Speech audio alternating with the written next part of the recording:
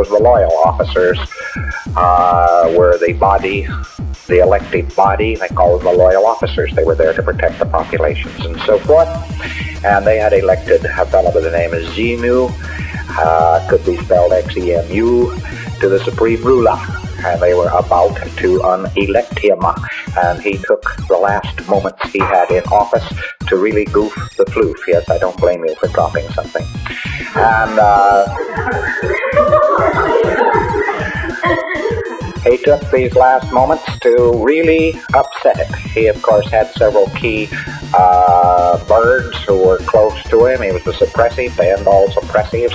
He got these administrators and so on and heads of planets in various positions and places. He picked out all the cowboys in the white hat and he got rid of them first, fast, and then troops, not knowing what the hell they were doing, but fed all kinds of false orders, were fed in against the population to pick them up, one after the other. Rat-a-tat-tat-tat-tat-tat-tat. One of the mechanisms they used was to tell them to come in for an income tax investigation. And the United States just copies income tax. They're just R6, a bunch of dramatizing psychotics, these guys.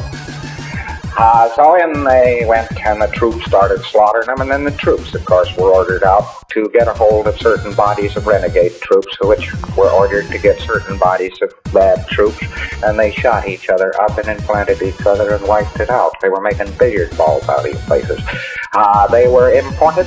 They were actually, the trick was to shoot somebody, disable somebody, very often a needle into a lung, and at the same time to hit him with frozen alcohol and glycol, which preparation is guaranteed to pick up a fate.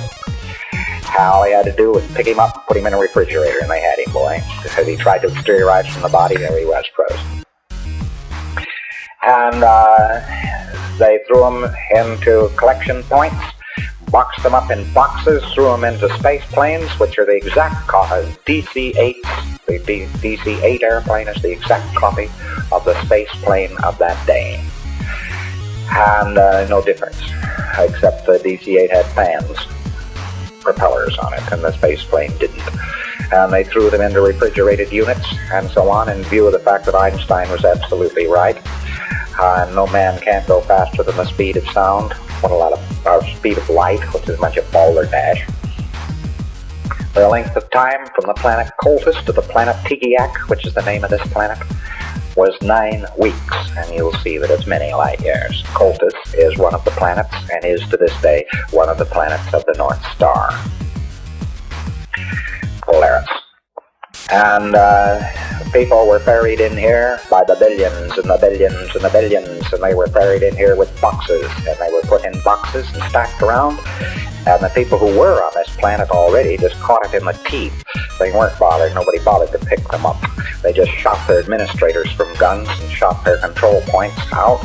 And they took these people in boxes and so forth, and they dumped them, and then they set off hydrogen bombs on the top of each primary volcano there is on this particular planet. And when they blew up, it blew the Thetans into the air, and after the bomb, an electronic ribbon, which also was a type of standing wave, was erected over the area. The tremendous winds of the planet blew everything there was straight into those particular vacuum zones which had been created. These were brought down, packed up, and put in front of projection machines, which would sound and color pictures. First gave them the implant which you know as clearing course, and then a whole track implanted which you know as OT2.